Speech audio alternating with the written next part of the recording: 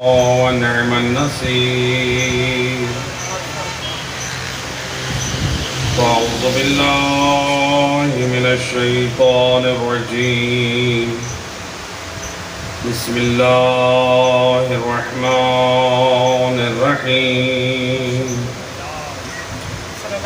الحمد لله الذي نور قلوبنا بولاية محمد وآل محمد.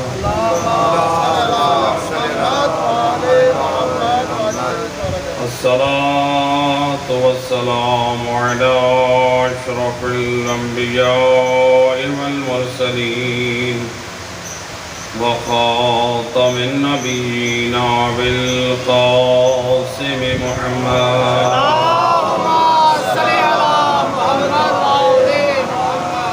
وأهل بيت الطيبين الطاهرين المعصومين المظلومين المنتجبين الذين أذهب الله عنهم الرجس وطهرهم تطهيرا.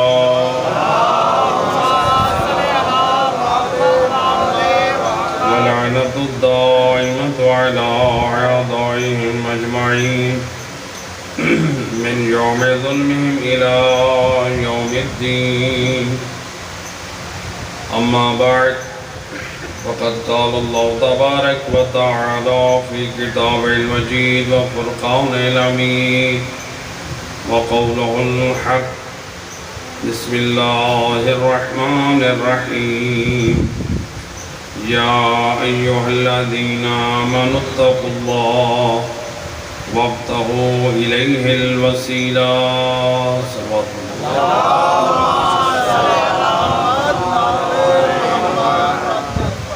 ارباب اعضاء، آپ کے سامنے قرآن کریم کی جس مختصر آیہ مجیدہ کو سرنامہ کلام قرار دیا ہے، ارشاد رب العزت ہو رہا ہے: اے ایمان والو، تقوی الہی اختیار کرو اور اللہ تک پہنچنے کا وسیلہ تلاش کرو. اس آیہ مجیدہ میں تھوڑی سی آواز سیٹ کرو، مل کے صلوات پڑھے محمد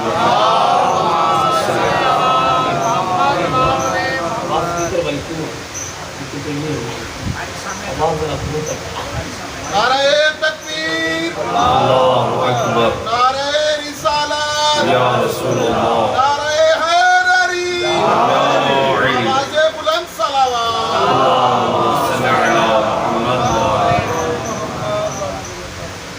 خطاب پروردگار کر رہا ہے ایمان والوں کو، سبحان اللہ، اور تقاضا کر رہا ہے دو چیزوں کا. ماشاءاللہ. ایک کا نام ہے تقوی الہی اور دوسرے کا نام ہے اللہ تک پہنچنے کا وسیلہ. اب اللہ نے خطاب جو کیا ہے قرآن میں، اس میں یہ دیکھا ہے کہ ایمان ہونا چاہیے. واہ واہ. یعنی اللہ نے جو چیز لائق تعظیم سمجھی ہے وہ اللہ نے ایمان قرار دیا. تو اس لیے خطاب ایمان والوں کو ہے اور تقاضا دو چیزوں کا ہے. جب ہم علماء مفسرین کی کتابیں اٹھا کر دیکھتے ہیں، علماء شیعہ ہو یا علماء اہل سنت، تو سب نے روایت نقل کی ہے. علماء شیعہ نے بھی اور علماء اہل سنت میں سے جلیل القدر عالم دین علامہ زمخشری اپنی تفسیر القرآن الکشاف میں کہ سید الرسل فرماتے ہیں قرآن میں جب بھی خطاب ہو اے ایمان والو، اس سے مراد ہے اے علی والو.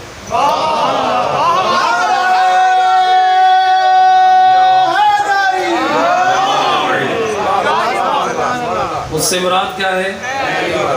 میں کہا کرتا ہوں اے علی والا اتنا خوش نصیب ہے، اللہ نے اس لائق سمجھا ہے کہ قرآن میں تو اس سے گفتگو کر رہا ہے. اور اگر میں اپنے الفاظ بدلوں، پروردگار کہنا چاہ رہا ہے کہ اس آیت میں میری بات فقط ان سے ہے جن کے دلوں میں نور ولایت ہے، جن کے پاس نور ایمان نہیں ہے میری ان سے بات ہی نہیں ہے۔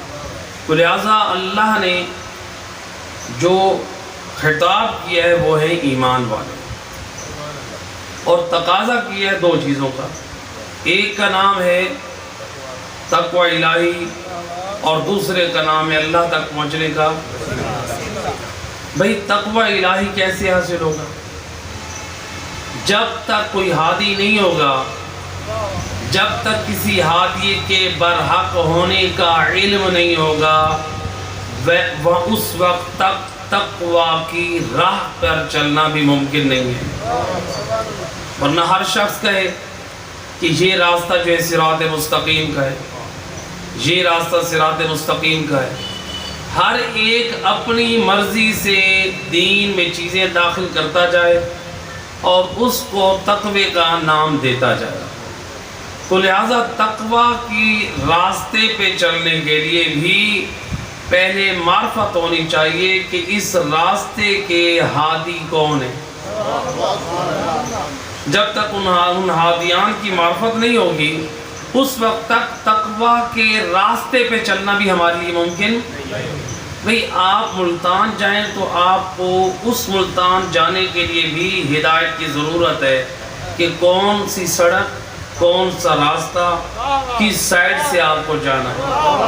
جب عام راستے کی طرف آپ نے جانا ہے تو آپ کو ہدایت کی ضرورت ہے، اور آپ وہ راستے اختیار کر رہے ہیں جو اللہ کی طرف لے کے جانے والا ہے، وہ بھلا بغیر ہادی کے کیسے طے کر سکتا ہے؟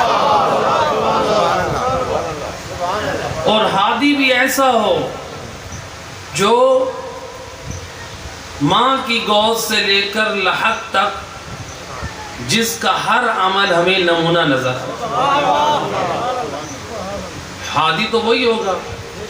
اگر ہم کسی کے بچپن میں ہدایت کا پیغام دیکھیں لیکن ہمیں یہ نظر آئے کہ وہ بتوں کے سامنے سجدہ کرتا ہے،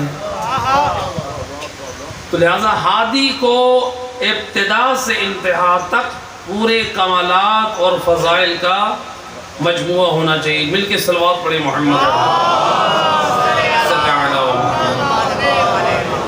سپیکر کو پر چڑھا دیا گیا، صلوات پڑھ دے محمد و اہل بیت۔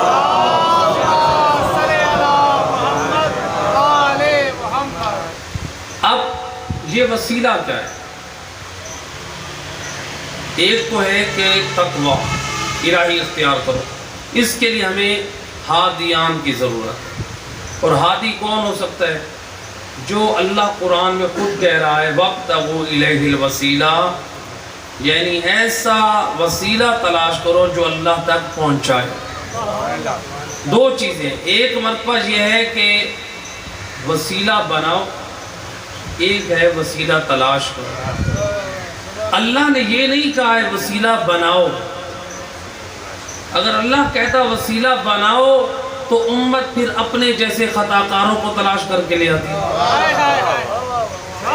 اللہ نے کہا ہے میں نے بنا دیا ہے، اب تم نے تلاش کرنا ہے۔ اللہ تک پہنچنے کی صلاحیت اور لیاقت کس میں ہے؟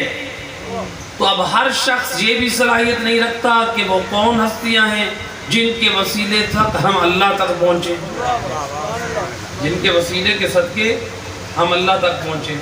لیکن جب مسلمان بیٹھے ہیں علماء اسلام اس آیت کی تفسیر کرنے کے لیے، تو انہوں نے اس آیت کی تفسیر میں بیان کیا وَابْتَغُوا إِلَيْهِ الْوَسِيلَةَ سے مراد نماز ہے۔ انہوں نے کہا نماز ہے، ہم نے پلٹ کر جواب دیا کہ کوئی بھی مسلمان منکر نہیں ہے نماز کا، بے شک نماز اللہ تک پہنچنے کا وسیلہ ہے۔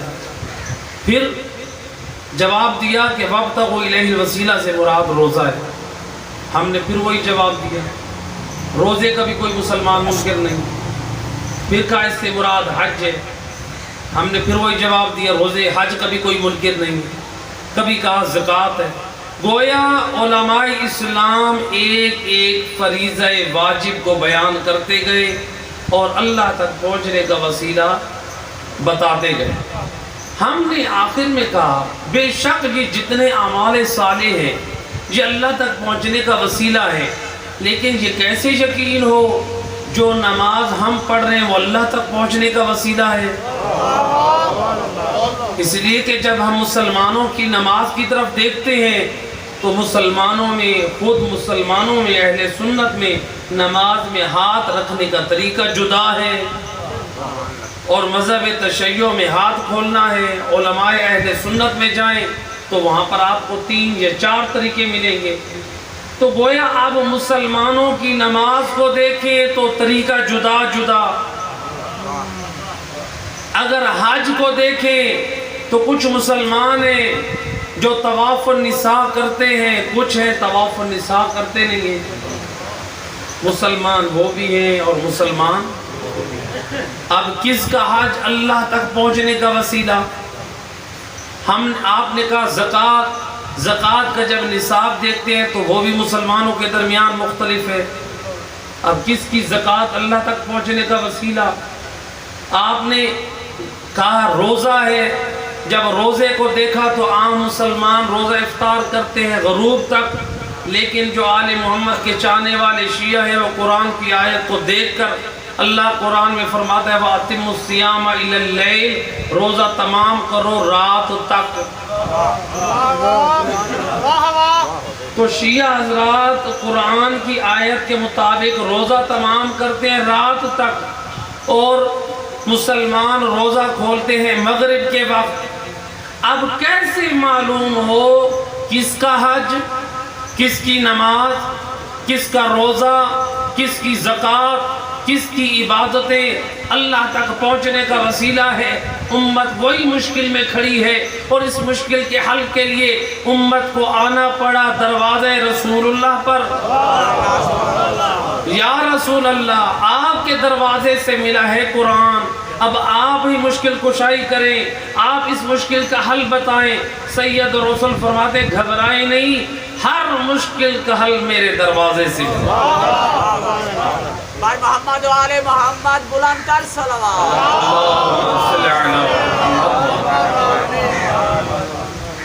جب سید رسول کے دروازے پہ آئے تو ہمیں رسول اللہ کے خزانے سے ایک روایت ملی، اور اس روایت کو نقل کیا ہے زوجہ نبی حضرت عائشہ۔ بی بی عائشہ فرماتی ہے ایک رات آپ کو ایک نتیجے تک لے کے جانا ہے، جو سوالات آپ کے ذہنوں میں۔ بی بی عائشہ فرماتی ہے ایک رات رسول اللہ میرے گھر میں تھے، جب آدھی رات کا وقت ہوا میں نے دیکھا بستر رسول خالی ہے۔ میں پریشان ہوئی، یہ رسول اللہ گئے تو گئے کہاں؟ میں نے جا کر ہر زوجہ کا دروازہ کھٹکھٹایا۔ جو بھی بی بی باہر آتی ہے وہ کہتی ہے تو کیسی زوجہ رسول ہے؟ جو نبی امت کو انصاف سکھانے آیا ہے، بھلا وہ تیرے ساتھ کیسے نا انصافی کرے؟ ہر زوجہ رسول صاحب معرفت تھی کہ تو کیسی زوجہ رسول ہے؟ بی بی عائشہ فرماتی ہیں میں مایوس ہو کر مسجد النبوی میں گئی کہ شاید رسول اللہ وہاں عبادت کر رہے ہوں، دیکھا مسجد کا ہر کونا خالی ہے۔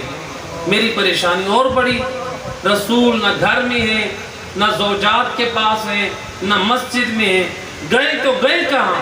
پھر دل میں خیال آیا کبھی کبھار اللہ کی عبادت گھر کی چھت پہ کرتے ہیں۔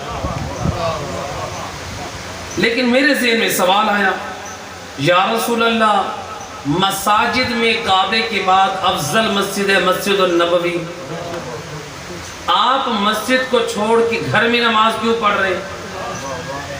بھئی آپ کا بھی فرمان ہے اور آپ کے وصی علی کا بھی فرمان ہے، جو شخص بغیر عذر شرعی کے نماز کو مسجد چھوڑ کے گھر میں پڑھے، نبی اور علی فرماتے ہیں ہم پسند کرتے ہیں اس گھر کو آگ لگا دیں۔ نبی نے یہ نہیں کہا، علی مولا نے یہ نہیں کہا جو نماز نہ پڑھے، جو نماز نہ پڑھے وہ تو جلنے کے قابل ہے، جو گھر میں پڑھے اس کے گھر کو آگ لگا دیں۔ اللہ اکبر۔ میرا موضوع، ابھی میں اپنے موضوع کی طرف جا رہا ہوں۔ یا رسول اللہ آپ تو امت کو یہ ہدایت فرما رہے ہیں، آپ گھر میں نماز کیوں پڑھ رہے ہیں؟ جواب ملا اس لیے کہ چونکہ جو مستحب نماز ہے وہ گھر پڑھنی چاہیے. اسلام کہتا ہے گھر کو قبرستان نہ بنائیں. جیسے قبرستان میں نماز پڑھنا کیا ہے؟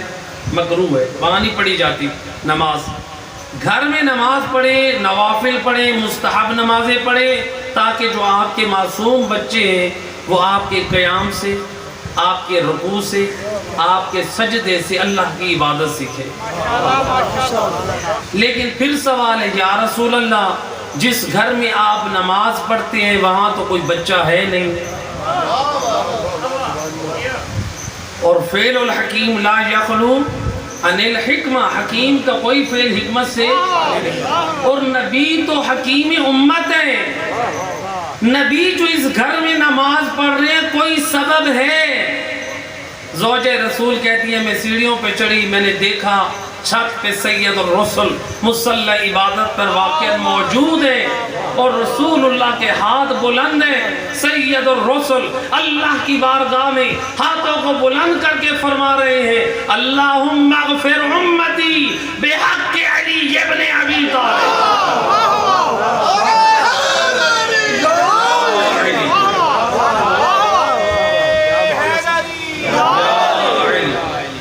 بار الہ تجھے علی کی عزت کا واسطہ میری امت کے گناہگاروں کے گناہ بخش دے.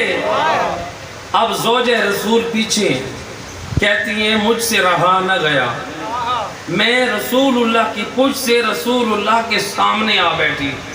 میں نے سید الرسل کو دیکھ کے کہا یا نبی اللہ اللہ یوجد سوا علی ابن ابی طالب حتی تسأل اللہ بحق. یا رسول اللہ اتنی بڑی کائنات، انبیاء آئے، اوصیاء آئے، اولیاء آئے، آپ کے جار ہیں، آپ کے صحاب ہیں، رشتہ دار ہیں، آپ کو اس کائنات میں علی کے علاوہ کوئی نظر نہ آیا.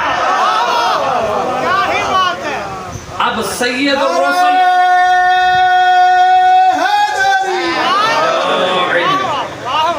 اگر سید الرسل رہتے ہیں خاموش تو فریضہ رسالت رہتا ہے نامکمل.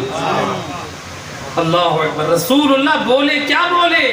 فرماتے یا زوجتی انی نظرت من الاولین والآخرین وما وجدت احب الی اللہ سوا علی ابن ابی طالب. اور میری زوجہ سن، میں نبی نے نگاہ نبوت سے دیکھا، آدم سے لے کر قیامت تک مجھے بھری کائنات میں محبوب کبریا علی کے علاوہ کوئی نہ ملا.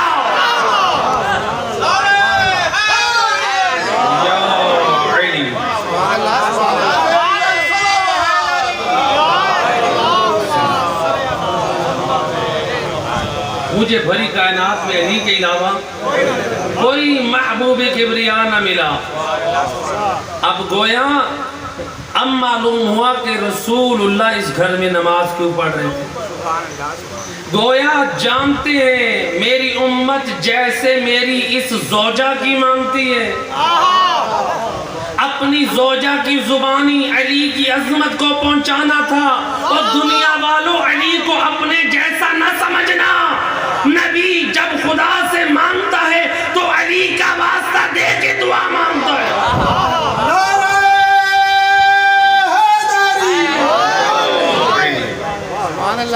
جب مصطفیٰ بھی دعا کرتا ہے تو علی کا واسطہ دے کے دعا کرتا ہے. لہٰذا معلوم ہوا کہ رسول اللہ کیوں اس گھر میں نماز پڑھتے ہیں. اب وہ مشکل بھی حل ہو گئی کہ اللہ تک پہنچنے کا وسیلہ کیا ہے؟ نماز ہے. توجہ ہے.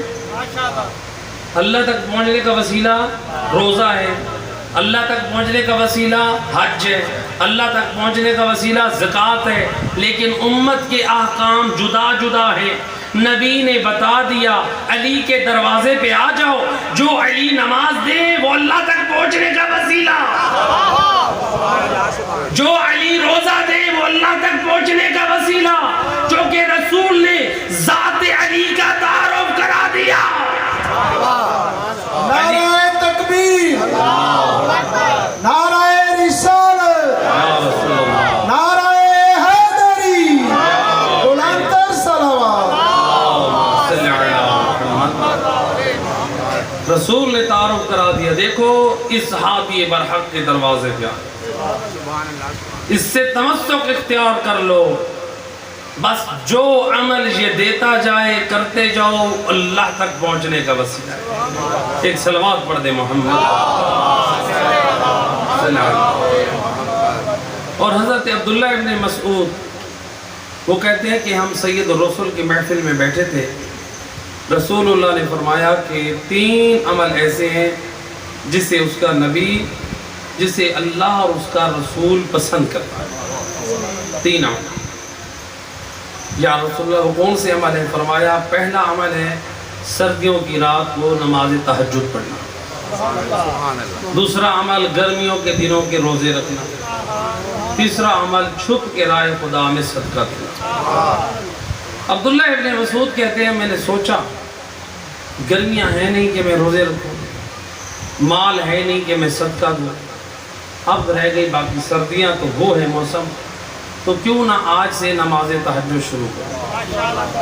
کہتے ہیں آدھی رات کا وقت گزرا، میں مسجد النبوی میں گیا، جب ایک کونے میں دیکھا تو مسجد النبوی میں کائنات کی افضل ہستی سید الرسل حالت سجدے میں،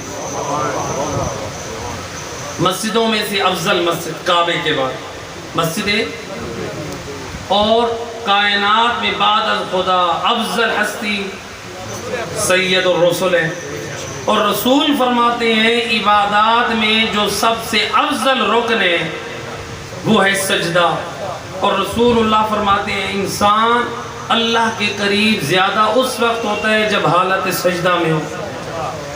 اب خود اندازہ کریں، مقامات افضل مقامات میں سے مسجدوں میں سے افضل مسجد النبوی کعبے کے بعد، اور افضل الکائنات ہستیوں میں سے سید الرسل، اور جو رکن ہے عبادت کا وہ ہے سجدہ۔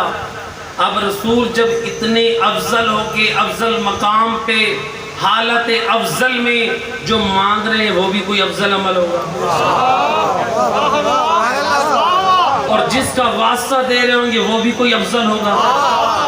عبداللہ ابن مسعود کہتے ہیں نبی سجدے میں ہیں، رسول اللہ نے اپنا ذکر چھوڑ کے فرماتے ہیں اللہم اغفر امتی بحق علی ابن ابی طالب۔ نعرہ حیدری، یا علی، اے پالنے والے تجھے علی کی عزت کا واسطہ، میری امت کے گناہ گاروں کے گناہ۔ عبداللہ ابن مسعود کہتے ہیں صحابی رسول، میں مسجد النبوی میں آگے بڑھا، دوسرے کونے میں دیکھا کہ ایک اور ہستی ہے وہ بھی حالت سجدہ۔ وہ کون ہے؟ کہا وہ بھی بعد از نبی افضل الکائنات علی حیدر کرار۔ مسجد النبوی ایک کونے میں نبی ہے تو دوسرے کونے میں علی ہے، حالت سجدے میں ذکر خدا کے بعد فرماتے ہیں اللہم اغفر شیعتی بحق محمد المصطفیٰ۔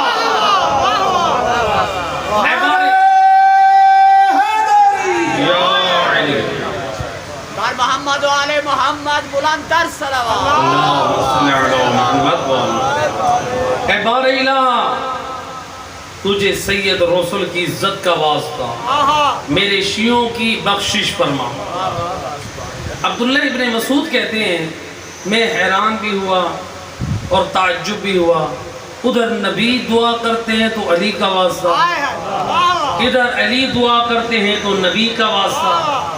میں نے نماز شب پڑھی، آیا رسول اللہ کی خدمت میں، یا نبی اللہ اس مشکل سے باہر نکالیں، ادھر آتا ہوں تو نبی علی کا واسطہ دیتے ہیں، ادھر جاتا ہوں تو علی نبی کا واسطہ دیتے ہیں۔ سید الرسل فرماتے ہیں اے عبداللہ ابن مسعود، جب میں دعا کر رہا تھا میں نے دیکھا بعد از خدا میرے بعد کائنات میں اگر کوئی افضل ہے تو علی حیدر کرار ہے، چونکہ دعا کرنے والا میں تھا، اور جب علی نے دعا کی اس نے دیکھا اگر بعد از خدا کائنات میں کوئی افضل ہے تو ذات مصطفیٰ ہے۔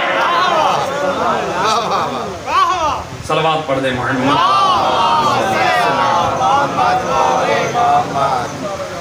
لہذا اللہ تک پہنچنے کا وسیلہ ہستیاں ہیں، یہ وہ ہستیاں جن کی ولایت، جن کی محبت، جن کی مودت ضروریات اسلام میں سے، مذہب میں سے نہیں ہے، اسلام کی بنیادوں میں سے۔ لہذا ان کی ولایت، ان کی محبت کو اللہ نے ہمارے اوپر فرض کیا اور اس کے تقاضے بھی ہیں، جو انشاءاللہ اس خم سے میں سماعت فرمائیں گے۔ یہ فرش عزا بھی اللہ تک پہنچنے کا وسیلہ ہے۔ سبحان اللہ۔ روایت ہے، معصوم فرماتے ہیں کہ جب کسی محفل میں اللہ کا اور ہم محمد وآل محمد کا ذکر ہوتا ہے، اس محفل کا آسمانوں سے ملائکہ آ کر طواف کرتے ہیں۔ کیا کرتے ہیں؟ طواف کرتے ہیں۔ جتنی محفل میں آپ لوگ بیٹھے ہیں، ماشاءاللہ، اس محفل کا ملائکہ طواف کرتے ہیں۔ اللہ اکبر۔ کیا کرتے ہیں وہ ملائکہ طواف کر کے؟ کہتے ہیں جب وہ طواف کرتے ہیں، حدیث کسا کا جملہ ہے کیا؟ وَاسْتَغْفَرَتْ لَهُمُ الْمَلَائِكَةُ، ملائکہ استغفار کرتے ہیں، یعنی ملائکہ طواف کر رہے ہوتے ہیں اور کہہ رہے ہوتے ہیں اللہم اغفر شیعت علی جبن عبیتا۔ آپ کعبے کا طواف کرتے ہیں، حج یا عمرہ کرنے جائیں، آپ وہاں پر طواف کرتے ہیں اور طواف کرتے ہوئے کہتے ہیں لبیک اللہم لبیک، اے اللہ ہم حاضر ہیں۔ لیکن امام فرماتے ہیں جب وہ ملائکہ آتے ہیں اس بزم کا طواف کرتے ہیں تو وہ کہتے ہیں اے اللہ علی کے شیعوں کے گناہ بخش۔ اور آپ کعبہ کا طواف کر کے لبیک اللہم لبیک کہتے ہیں، پھر کیا کرتے ہیں آپ لوگ؟ آپ جا کے کعبے سے اپنے آپ کو مس کرتے ہیں۔ لیکن امام فرماتے ہیں وہ معصوم ملائکہ اس محفل میں بیٹھنے والے عزاداروں کے جسموں سے اپنے پروں کو مس کرتے ہیں۔ مجھے تو کائنات میں ایک گھر ملا ہے جہاں پر فرشتے پر آ کے جھولے سے مس کرتے ہیں، اور بتا دیا کہ اے آل محمد کا چاہنے والا یہ پاک محفل ہے کہ تیرا بدن بھی اس لائق ہے کہ تیرے بدن سے پر کو مس کرے۔ روایت کے جملے ہیں، معصوم فرماتے ہیں یہ ملائکہ اپنے پروں کو مس کرتے ہیں۔ کیوں کرتے ہیں؟ امام فرماتے ہیں اس ذکر کی برکت سے ان کے بدن سے خوشبو پیدا ہوتی ہے، جو ذکر ہو رہا ہے ان کے بدنوں سے خوشبو پیدا ہوتی ہے، اور یہ خوشبو لے کر جب آسمانوں پہ جاتے ہیں ادھر سے عرش پہ ملائکہ کہتے ہیں آج تک ہم نے عرش کے دامن میں یہ خوشبو نہ سونگھی، یہ کہاں سے لے کر آئے ہو؟ کہتے ہیں فرش پہ اللہ کا اور آل رسول کا ذکر ہو رہا تھا، وہاں پر ذکر سننے والوں کے وجود میں اللہ نے خوشبو پیدا ان کے بدنوں سے پروں کو مس کر کے آئے ہیں۔ وہ کہتے ہیں ابھی وہ محفل ہے، کہتے ہیں محفل برخاست ہو گئی ہے۔ روایت کا جملہ ہے، ان کے چہروں پہ حزن آتا ہے، وہ کہتے ہیں گھبراؤ نہیں، محفل ختم ہو گئی ہے لیکن خوشبو ابھی بھی باقی ہے۔ اللہ اکبر، کاش ہماری محفل اس قابل ہوں کہ ملائکہ آ کر ہماری محفلوں کو اس لائق سمجھے، ہماری محفل اس لائق ہو جہاں پر اللہ کی توحید کا ذکر ہو، جہاں پر آل محمد کی تعلیمات کا ذکر ہو۔ اب وہ ملائکہ آتے ہیں، وہ بھی اپنے پروں کو مس کرتے ہیں۔ کتنی عظمت ہے اس فرش عزا، اس فرش عزا کی جب یہ عظمت ہے تو اس فرش عزا پہ آنے والوں کی بھی ذمہ داری ہے اور اس فرش عزا پہ بیٹھنے والوں کی بھی ذمہ داری ہے۔ بے شک آپ جو آئے ہیں یہاں پر جتنے افراد بھی بیٹھے ہیں، میں صرف یہ 1 گھنٹے کا خطاب نہیں ہے، جتنے افراد بیٹھے ہیں یہ اتنے گھنٹے ہیں۔ اور اگر میں ممبر سے مذہب آل محمد کی تعلیمات کو بیان نہ کروں، میں نے آپ سب کے وقت کو بھی ضائع کیا، اور میں یہاں سے اگر کوئی امر بالمعروف اور نہی عن المنکر کی بات بھی نہ کروں، یا کوئی ایسی بات نہ کروں کہ جس سے ہمارے نوجوانوں اور ہمارے بچوں کی تربیت ہو سکے۔ آج بعض لوگ کہتے ہیں کہ صرف فضائل کی حد تک اور مصائب کی حد تک مجلس ہونی چاہیے۔ بھئی فضائل بھی عبادت ہیں اور مصائب بھی، لیکن آل محمد کی تعلیمات پھر کس کے لیے؟ اگر یہ ہمارے لیے نہیں ہے، کیا یہ ہندوؤں کے لیے؟ کیا یہ عیسائیوں کے لیے؟ کیا یہ یہودیوں کے لیے؟ بھی یہ ہمارے لیے ہیں۔ یاد رکھیں اگر ہماری نسلوں کی تربیت ان مجالس عزا حسین ابن علی میں نہ ہوئی تو کائنات میں کوئی ایسی درسگاہ نہیں ہے جہاں ہماری نسلوں کی تربیت ہو۔ یہ صدقہ ہے کربلا والوں کی شہادت ہے۔ تو لہذا یہ فرش عزا، آج ایک سوال اٹھ رہا ہے عزاداری افضل ہے یا نماز افضل ہے؟ میں کہا کرتا ہوں کہ یہ دونوں عمل عبادت ہے۔ یہ نہ کہے کہ عزاداری افضل ہے یا نماز افضل ہے۔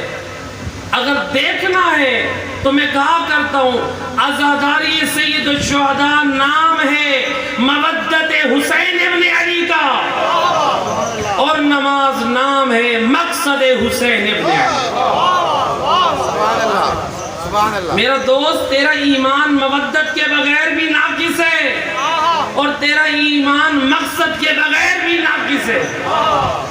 تو لہٰذا مودت بھی ہو اور مقصد بھی ہو۔ اس لیے میں کہا کرتا ہوں میرا سلام ہے ان عزاداران سید الشہداء پر کہ جو صبح کو جلوس لے کر سڑکوں اور روڈوں پہ نکلتے ہیں اور یا حسین کی صدا دیتے ہیں۔ جب وقت نماز ہوتا ہے وہ سب کچھ چھوڑ کر مصلی عبادت پہ کھڑے ہو کر دنیا والوں کو یہ پیغام دیتے ہیں صبح سے ظہر تک ہم شاہ کے عزادار تھے، اب ہم شاہ کے مقصد کے زندہ دار ہیں۔ عزاداری بھی ہو اور مقصد بھی ہو۔ میرا دوست، یہ ہمیں تو کربلا میں یہ درس ملا ہے، مودت اور مقصد، یہ کربلا کا پیغام۔ ہم امام حسین علیہ السلام کے اصحاب پہ گریہ کرتے جی محمد آل محمد بلند تر صلوات۔ اللہم صلی علی محمد وآل۔ جو امام لاشوں پہ لاشیں اٹھا رہے ہیں، جب وقت نماز ہوا آپ مصلی ریت پر کھڑے ہو کر نماز کے لیے اللہ اکبر کی جب آواز بلند کی، اصحاب نے پیچھے نماز پڑھی۔ تاریخ کہتی ہے جو رسول اللہ کے نواسے کے سامنے کھڑے تھے، اصحاب حسینی نواسے رسول کے سامنے کھڑے تھے، انہوں نے اشاروں سے نماز پڑھی، نماز انہوں نے بھی نہیں چھوڑی۔ جو زہرا کے لال کے سامنے کھڑے تھے وہ نماز اشاروں سے پڑھ رہے تھے۔ امام حسین نماز پڑھ رہے تھے، پیچھے اصحاب نماز پڑھ رہے تھے۔ نماز تو سارے پڑھ رہے ہیں، کیا یہ سارے کربلا میں کھڑے یہ نمازی ان اصحاب کے عزادار ہیں یا نہیں ہیں جو صبح سے ظہر تک 50 سے زیادہ اصحاب کے لاشیں پڑے ہیں؟ عزادار ہیں ان کے۔ اور میرے دوست فکر کر، کربلا کے پیغام ہدایت کو سمجھ۔ جب زہرا کا لال خود یوم عاشور ان اصحاب کے لاشوں کو چھوڑ کر نماز کو قائم کر رہے ہیں، خبردار حسینیت کے نام پہ نمازیں نہ چھوڑ۔ آج ایک روایت پیش کی جاتی ہے، آپ میڈیا پہ سنتے رہتے ہیں کہ امام حسین کی محبت جو ہے وہ نماز کو رکوا دیتی ہے۔ کیا کہتے ہیں؟ امام حسین کی محبت سے نماز رک جاتی ہے، تو لہذا وہ کہتے ہیں اس سے نماز افضل ہے، یعنی امام حسین علیہ السلام افضل ہے۔ روایت کیا پیش کی جاتی ہے کہ مسجد النبوی ہے، رسول اللہ حالت سجدہ میں، نبی کی پشت پر امام حسین ہے، اور ادھر سے جبرائیل امین آ کر کہتے ہیں یا رسول اللہ اس وقت تک نہیں اٹھنا جب تک حسین آپ کی پشت سے نہ اٹھے۔ روایت کہتی ہے 70 مرتبہ تسبیح پڑھی، ایک روایت کہتی ہے 72 مرتبہ تسبیح پڑھی۔ گویا حسین ابن علی جب تک ہے نبی نے تسبیح بڑھا دی۔ نماز کا رکنا کسے کہتے ہیں؟ اگر نبی تسبیح نہ بڑھاتے، نبی تسبیح نہ بڑھاتے تو سجدے کا رکن رک جاتا، سجدے کا رکن رک جاتا تو نماز ٹوٹ جاتی۔ نبی نماز توڑنا نہیں چاہتے، نبی نے سجدے میں تسبیح کو بڑھایا ہے، سجدے کو لمبا کر کے بتایا ہے۔ اور دنیا والوں، محبت حسین سجدوں کی قضا نہیں کراتی، سجدے لمبے کرواتی ہے۔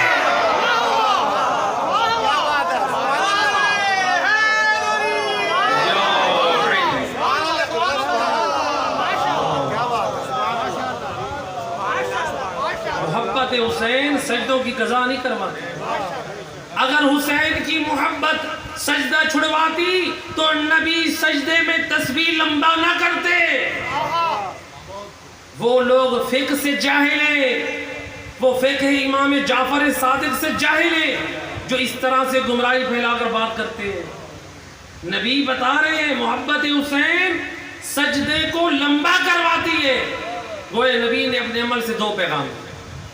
ایک حسینیوں کو، اے حسینیوں محبت حسین سجدے لمبے کرواتے۔ دوسرا پیغام دیا نمازیوں کو، اے نمازیوں اس وقت تک تمہاری نماز قبول نہیں ہے جب تک دل میں محبت حسین نہیں ہے۔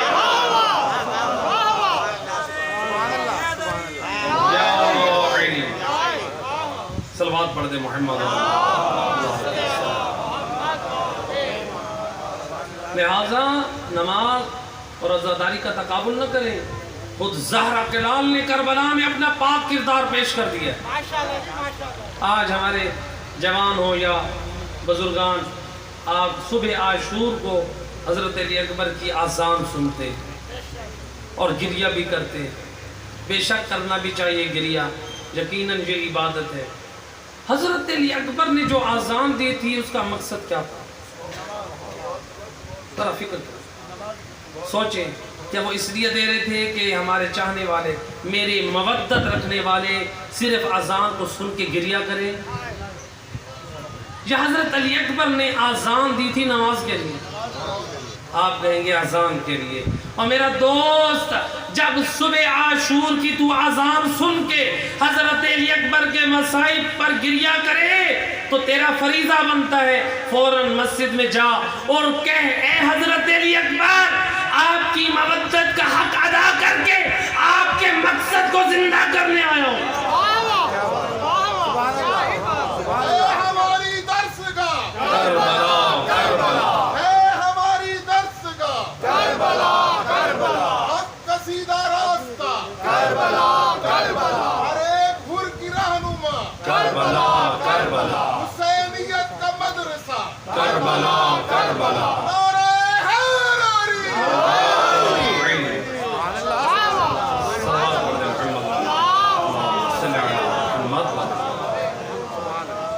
تو لہٰذا یہ ہماری شرعی ذمہ داری ہے۔ اس منبر سے جو شبہات ہیں، جو غلط فہمیاں ہیں، قرآن اور آل محمد کی تعلیمات میں ان کا حل پیش کیا جائے۔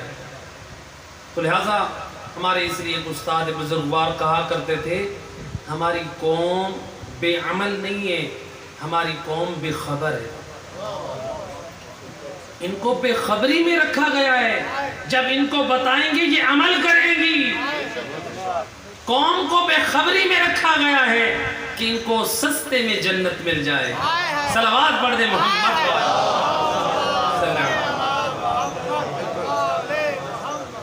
مولا علی وارث جنت ہے کہ نہیں؟ آپ سب کا ایمان ہے؟ جس کا ایمان ہے مل کے صلوات پڑھے محمد پر۔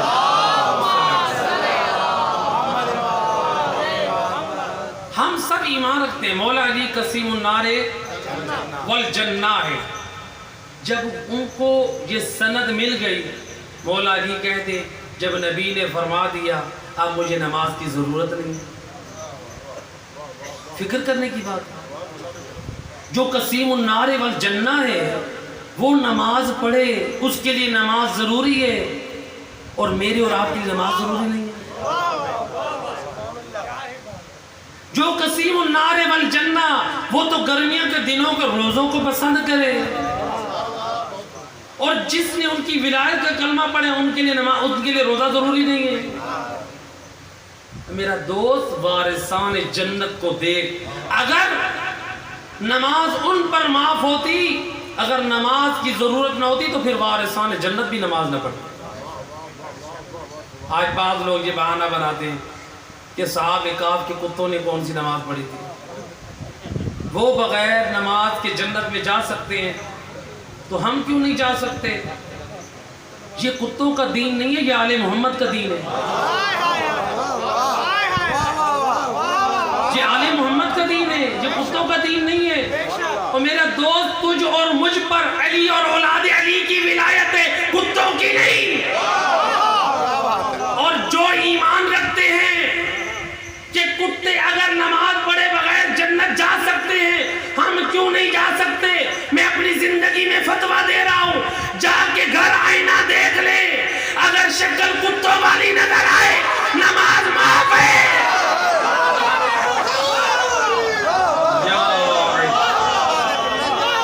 اگر انسانوں والی نظر آئے تو نماز واجب ہے۔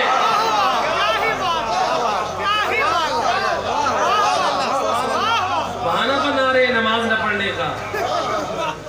بھئی وہ کتا جنت میں جا سکتے ہیں تو ہم کیوں نہیں جا سکتے؟ ہم بھی فتویٰ دیں، آپ جا کے گھر آئینہ دیکھ لیں، اگر شکل میں کتا نظر آئے نماز معاف ہے، اگر انسان نظر آئے تو نماز واجب ہے۔ صلوات پڑھ دے محمد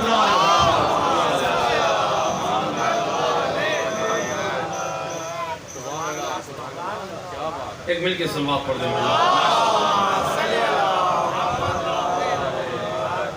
تو لہذا نماز بہت اہم چیز ہے۔ روایت ہے سید الرسل صلی اللہ علیہ وسلم، مل کے صلوات اللہم صلی اللہ، صلوات کے بارے میں چلے ذکر آگئے، سید الرسل کی ذات پہ صلوات کے لیے ایک حدیث سناتا چلو۔ روایت کہتی ہے کہ جب حضرت آدم اور حضرت حوا کا نکاح ہونے لگا تو پروردگار کی طرف سے آواز آئی کہ اے آدم پہلے بیوی کا حق ادا کر۔ حضرت آدم کہتے ہیں اے حوا، اے بیوی آپ کا حق مہر کیا ہے؟ بی بی حوا فرماتی ہیں، ہم سب کی ماں فرماتی ہیں یا نبی اللہ میرا حق مہر یہ ہے ایک مرتبہ آپ محمد وآل محمد کی ذات پہ صلوات دیں صلی اللہ علیہ وسلم۔ میں کہا کرتا ہوں حق مہر اتنا پاک تھا اللہ نے قیامت تک نسل آدم چلا، اتنا پاک حق مہر، سبحان اللہ۔ مل کے صلوات پڑھ دیں۔ سید الرسول کیا فرماتے ہیں؟ فرماتے ہیں اے نمازیو، اے میرے مسلمان، اے کلمہ گو، فرماتے ہیں جو شخص نماز صبح کی پابندی کرے، جو شخص نماز صبح کی پابندی کرے میں نبی زمانہ دیتا ہوں اپنے سائے نبوت میں اسے جنت میں لے جاؤں۔ پھر فرمایا جو شخص نماز ظہر کی پابندی کرے میرا بھائی علی اپنے سائے ولایت میں اپنے ساتھ جنت میں لے جائے۔ جو شخص نماز عصر کی پابندی کرے میری بیٹی فاطمہ زہرا اپنی چادر عصمت کے سائے میں اپنے ساتھ جنت لے جائے گی۔ جو شخص نماز مغرب کی پابندی کرے میرا بیٹا حسن مجتبی اپنے سائے ولایت میں اپنے ساتھ جنت میں لے جائے گا۔ جو شخص نماز عشاء کی پابندی کرے میرا بیٹا حسین سردار جنت اپنی سرداری کے سائے میں اپنے ساتھ جنت میں لے جائے گا۔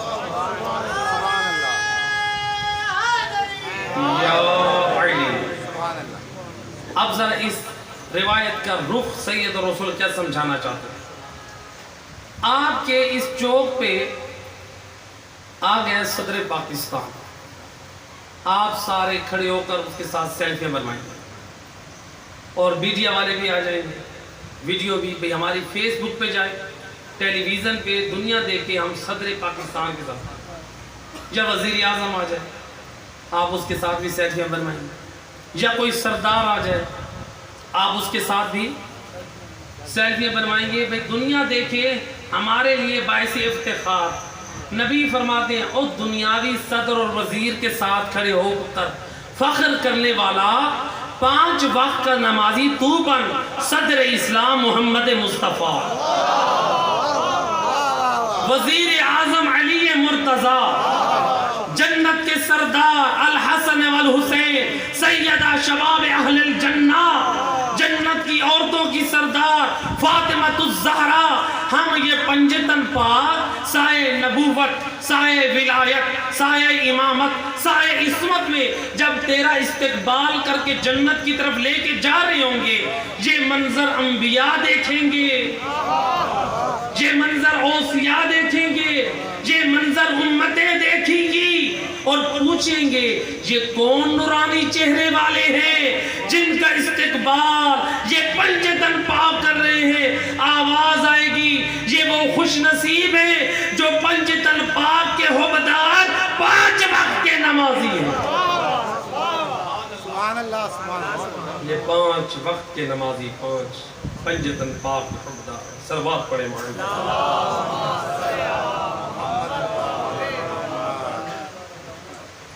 لہٰذا دنیا والوں کے ساتھ فخر کرتا ہے، نبی فرماتے اس بات میں فخر کرتا، اپنا کردار اس قابل بنا میدان قیامت میں تو ہمارے ساتھ کھڑا ہو سکے، جہاں تو دنیا کے تجھے چند افراد دیکھیں گے، میدان محشر میں پورا عالم تجھے دیکھیں گے۔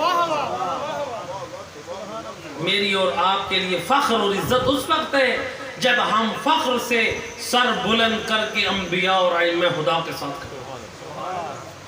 پاکوں کے ماننے والا ہے، پاک کردار کا مالک بن، اس قابل بن جو پاکوں کے پہلو میں کھڑا ہو سکے۔ ایسے ہے کہ نہیں؟ آج کوئی شریف انسان یہ پسند نہیں کرتا کہ کسی کنجر کے پہلو میں کھڑا ہو، ایسے کہ نہیں؟ آپ پسند کرتے ہیں؟ جو شریف لوگ ہیں پسند کرتے ہیں۔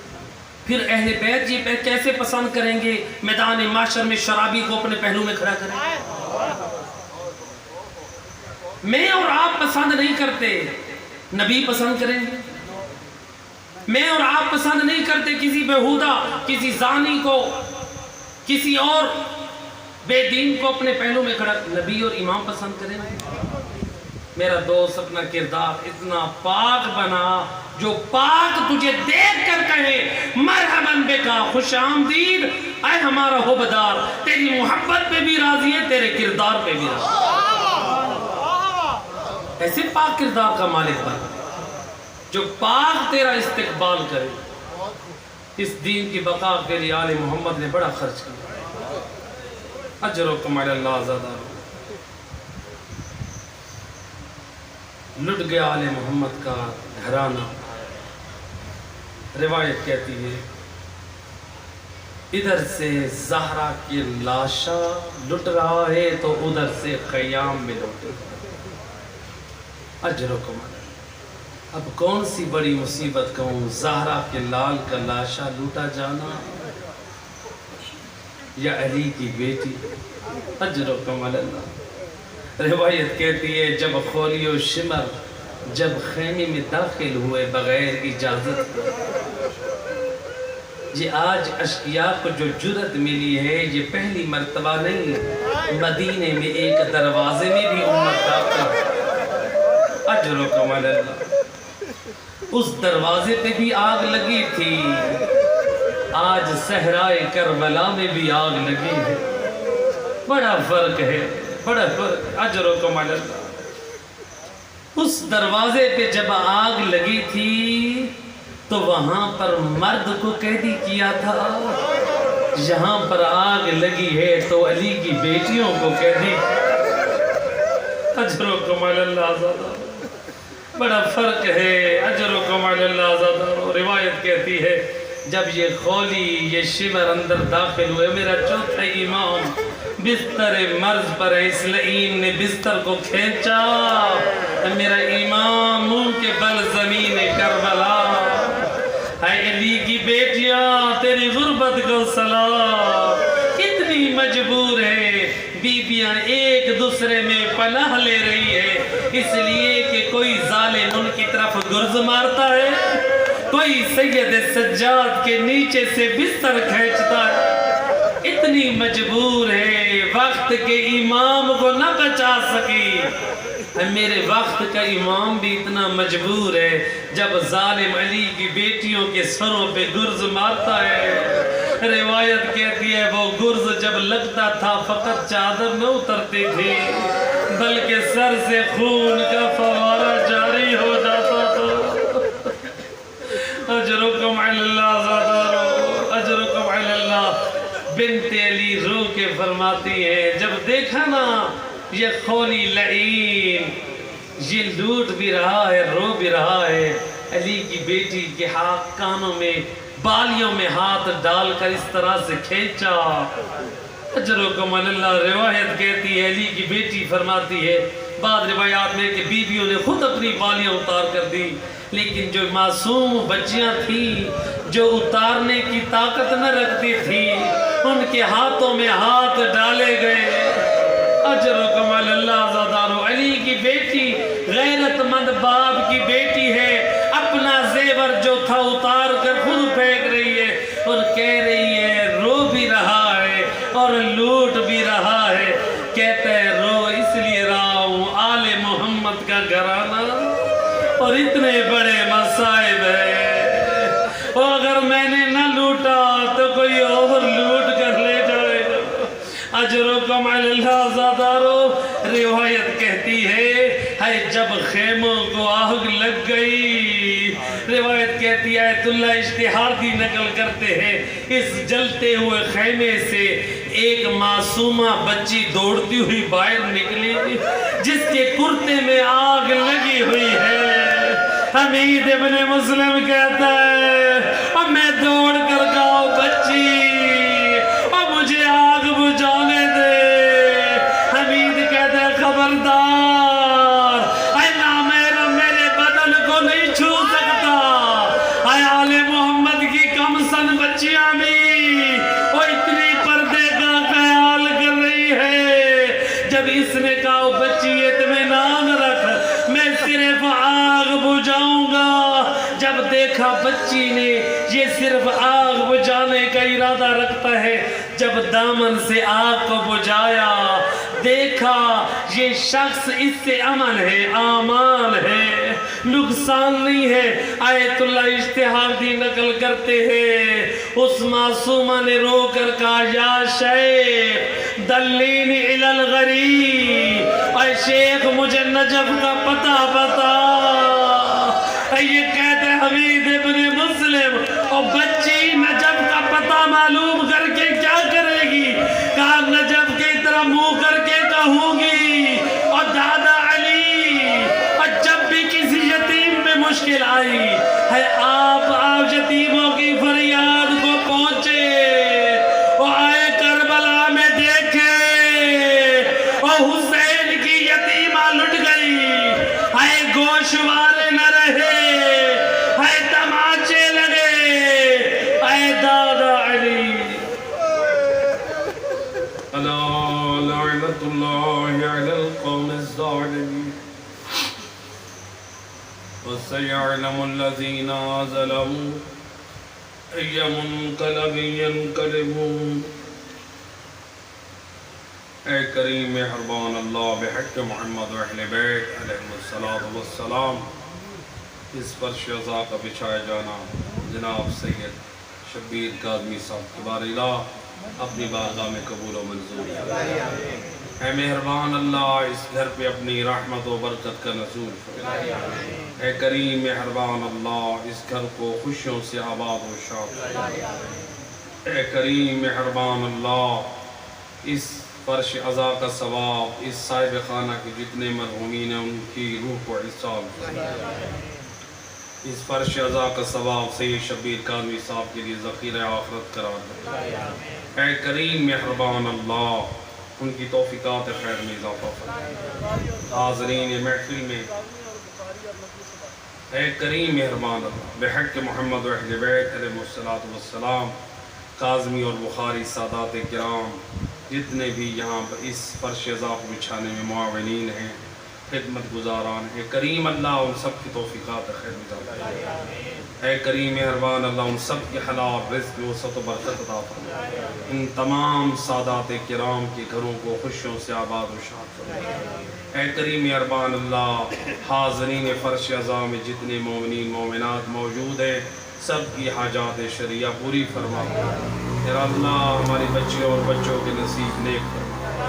اے کریم مہربان اللہ وقت کے امام صاحب العصر والزمان کے ظہور میں تعجیل فرما. امام کی زیارت سے ہماری آنکھوں کو روشن اور ٹھنڈا فرما. اے اللہ پاکستان کو فرقہ واریت سے اور دہشت گردی سے محفوظ فرما. ہمارے وطن عزیز کی حفاظت فرما. اے کریم مہربان اللہ دنیا جہاں سے کرونا وائرس کا خاتمہ فرما. اے کریم مہربان اللہ علماء کرام مراج الزام کا سایہ ہمارے سروں پر قائم فرما. اے کریم مہربان اللہ ہماری دعاؤں کو مستجاب فرما. جن مومنین مومنات نے التماس سے دعا کی ان کی حاجات شرعیہ پوری فرما. حاضرین فرش عزا جتنے پریشان حال ہیں سب کی پریشانیاں دور فرما. سب کی حاجات شرعیہ پوری فرما. اے کریم مہربان اللہ ہم سب کی دعاؤں کو مستجاب فرما. ربنا تقبل دعا انک انت السمیع العلیم وبرحمتک یا ارحم الراحمین. اللہم صلی علی محمد. متوجہ زیارت